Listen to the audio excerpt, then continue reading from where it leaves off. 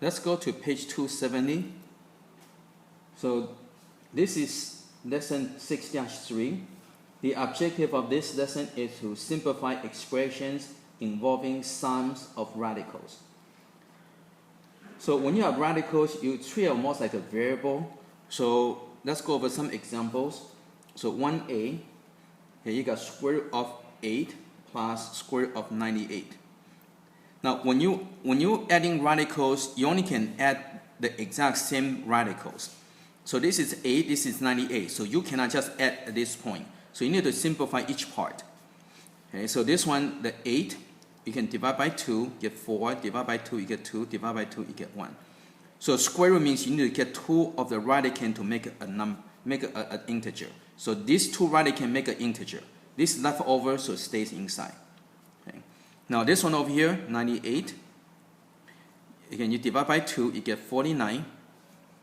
Divide by 7, you get 7. Divide by 7, you get 1. So these 2 radicand make an integer, right? 2 radicand make 1 integer. And this one has only 1, so you get left over, so it stays inside. Okay. So now you have the same radicand. Now we can add. Again, when you add, you treat it like a variables. This is like a 2x plus 7x. So this will give you 9x. Okay, so you get 9 square root of 2. So again, you got 2 of these plus 7 of these, you're going to get 9 of these. Okay. So again, you treat it just like a variable. Okay, so you can think of it as like 2x plus 7x give you 9x.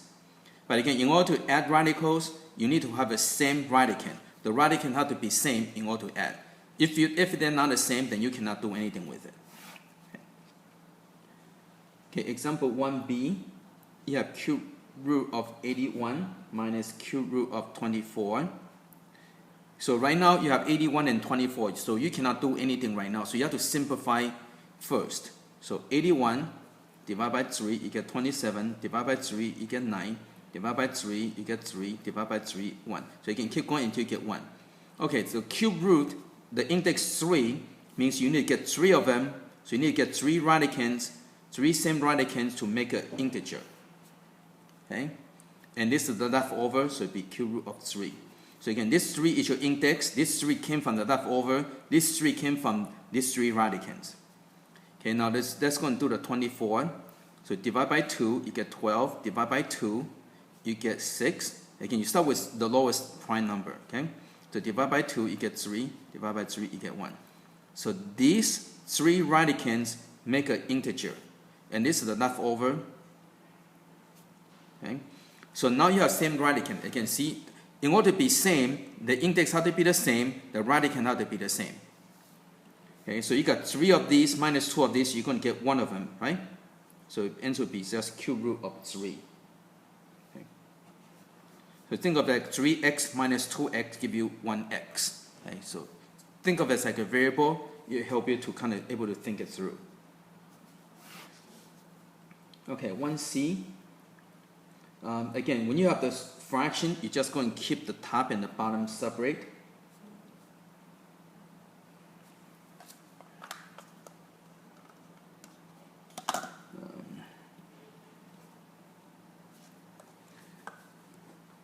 Okay, so first let's go ahead and get rid of the square root on the bottom. Okay, let's go and do that. So to do that, let's go and simplify each part first. Okay, that way we don't get the numbers gets really big. Okay, so square root of 32.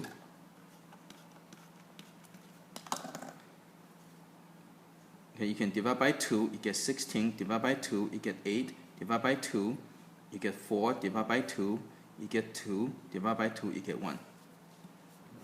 Okay, so you're going to get 2 over here, and this another 2, and you get square root of 2. Okay, and you get square root of 3 on the bottom. This one, you don't have anything to simplify, so just leave it like that. Okay. Okay. Your next step is you want to get into common denominator. Well, you have to get rid of the square roots. But this one, notice you have a common denominator already, so you can actually add. Okay, if you don't have common denominator, you need to get common denominator. Okay, but over here, notice you have common denominator already, so you can go and add already. So this is going to be 2 times 2 is 4. So 4 square root of 2 plus 1 square root of 2 give you 5 square root of 2. right? Again, 2 times 2 is 4. So you got 4 square root of 2 plus 1 square root of 2 give you 5 square root of 2. Okay, now you can either simplify then add, or you can add then simplify. Either way. Okay. So this one over here, now I have to get rid of the square root. So I need to multiply by another square root. Okay, because I only have 1, so I need two radicands to take it out, right? To simplify. So since I multiply by square root of 3, I need to multiply by square root of 3. Right? You have to do the same to the top and the bottom. Okay, so now square root of 3 and square root of 3, these 2 radicands make an integer. Okay, 2 radicands make an integer because the index is 2. Now over here, you only can multiply same type of number, right? So this is an integer, this is a radicand, this is a radicand. So you cannot do anything with a 5. But these 2 are radicands. So radicands you can multiply. So 2 times 3 give you 6. Okay? So you have to keep your integer and your radicand separate. Okay? So you cannot multiply this into that. So you keep this by itself and multiply only the radicands.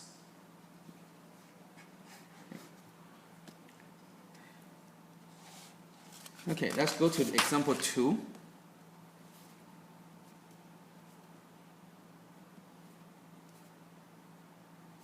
Okay, you got square root of 6 times square root of 2 plus square root of 3.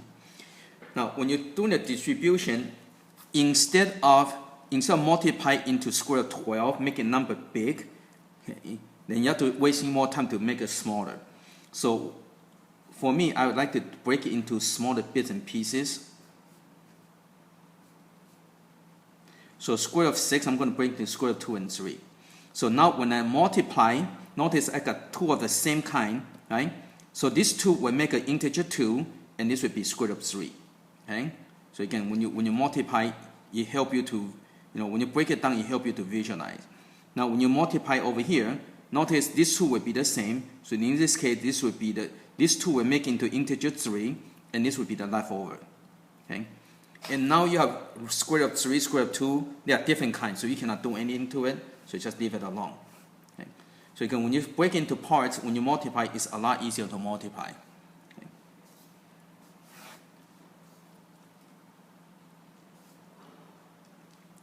Okay, example 2b, you have square root of 21 plus square root of 15 over square root of 3. Okay? So when you have this kind of situation, it's easy if you go and undo the common denominator. So separate the two fractions. So you undo the common denominator. So this came from this, right? Okay, the next step is now you can go and simplify. Okay, so notice the square root of 3. Now both these are radicands, so we can cancel. Okay, so divisible by 3, so this becomes 1, this becomes 7. Make sure you write the 7 down here. So this will become square root of 7. And 3 and 5, they can both are radicand. So you can simplify. So divide by 3, you get 1. Divide by 3, you get 5. But remember, this is inside the square root, so this is a radicand. So it becomes square root of 5. Okay. And that's it. Okay, let's go to next example. Okay, example 3a. You have square root of 12x to the 5 minus x 3x to the 3 plus 5x squared square root of 3x.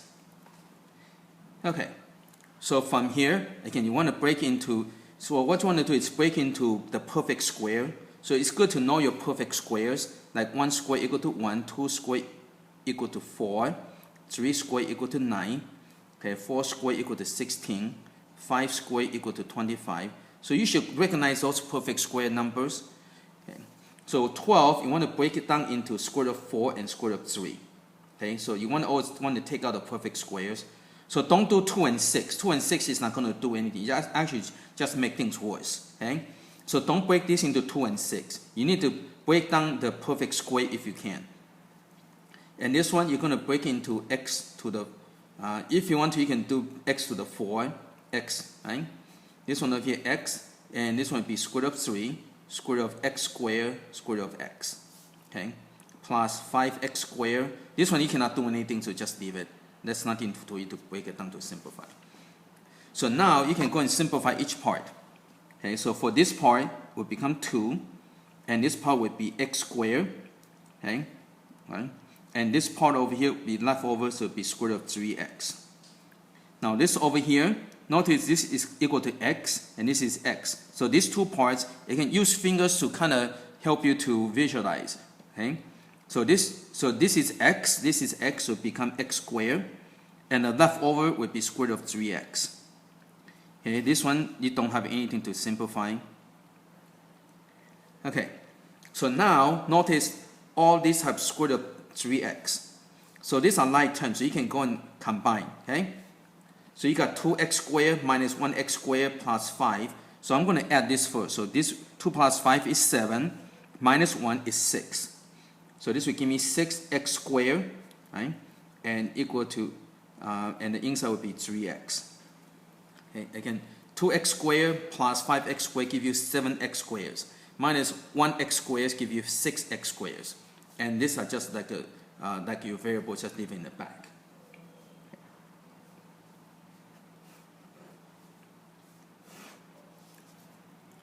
Okay, 3b, you got square root of 6y minus square root of 3y over square root of 2. Okay, so this one is always simplifying, but we need to simplify this. Remember, you cannot have a square root in the denominator, right? So we need to find a way to get rid of the square root. So to get rid of that is you need to get one more radicand. Right now you only got 1, so you need to multiply by 1 more. Okay, and since you multiply a radicand on the bottom, you need to multiply a radicand on the top. So this is going to become square root of 6y minus, so now this becomes 2, and now all these are radicands, so you can multiply, this becomes 6y. Right, 3 times 2 is 6. Okay, now you have fraction, now you have to add. Okay, so what you do is you put it over 1, and then you have to get your common denominator. So your LCD equal to 2. So you have to get your denominator ready. So you learn this from previous lessons. So now you have to look how you're going to get from here to here. Well, from here to here, you need to multiply by 2. Okay? So now you have to multiply the top also. Now remember now, this is radicand, this is an integer. So you have to keep them separate. So you're going to get that. This over here, this is already 2, so you don't have to do anything to it. So you don't do anything to the second one. Okay, so now, when you subtract, you got 2 of these minus 1 of these, so you're going to get 1 of them left over. Okay, think of it, 2x minus 1x, you're going to get 1x. And that's it. Now, do not cancel 6 and 2, because this is a radicand, this is an integer. They are different kind of numbers, so you cannot cancel. Okay, again, they are different kind of numbers, so you cannot do anything to it, so you have to leave them alone. So do not cancel the integer with radicand.